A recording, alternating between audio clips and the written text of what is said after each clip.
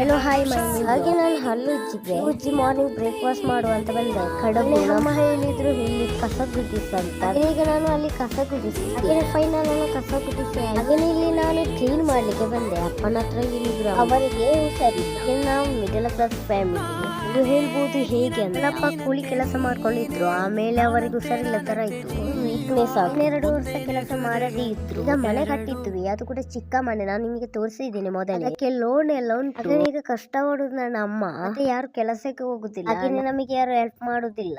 ತೆಗ್ಲಿಕ್ಕೆ ನಾನು ತೆಕೊಂಡ್ ಬಂದೆ, ಹಾಗೇನೆ ಕಸ ತೆಗ್ತಿದ್ದೀನಿ. ಈಗ ಬೆವರು ಬಿಚ್ಚಿ ಹೋಯಿತು, ಅಲ್ಲಿಂದ ಅಲ್ಲಿವರೆಗೆ ಕೆಲಸ ಮಾಡಿ. ಆ ಕಡೆ ಬಿಸಿಲು ಬಂತು ತುಂಬಾ, ಹಾಗೇನೆ ಈ ಕಂಬ ಅರ್ಧ ಕಟ್ ಮಾಡ್ತೀನಿ. ಈಗ ಕಟ್ ಮಾಡಿ ಆಯ್ತು, ಇಷ್ಟು ಕಟ್ ಮಾಡಿದ್ದೆ, 4 ಕಟ್ ಮಾಡಿ ನಂತರ ಮಾಡ್ತಿದ್ವಿ. ಮಣ್ಣು ತಿಕ್ತು ಮಾಡಿ ಕಂಬ ನಗ್ತಿದ್ದೇನೆ. ಕಂಬ ಎಲ್ಲ ಹಾಕಿ ಈ ತರ ಕಾಣ್ತದೆ. ಎಲ್ಲ ಮಾಡಿದೆ ಯಾಕೆಂದ್ರೆ ಪಾರ್ಟ್ 2 ಅಲ್ಲಿ ನೋಡಿ. ಇಷ್ಟ ಆದ್ರೆ ಲೈಕ್ ಮಾಡಿ, ಶೇರ್ ಮಾಡಿ, ಕಮೆಂಟ್ ಮಾಡಿ. ಪಾರ್ಟ್ 2 ಬೇಕಂದ್ರೆ ವೇಟ್ ಮಾಡಿ. ಇವತ್ತು ಇಷ್ಟೇ. ನಾನು ಟಾಟಾ ಬಾಯ್.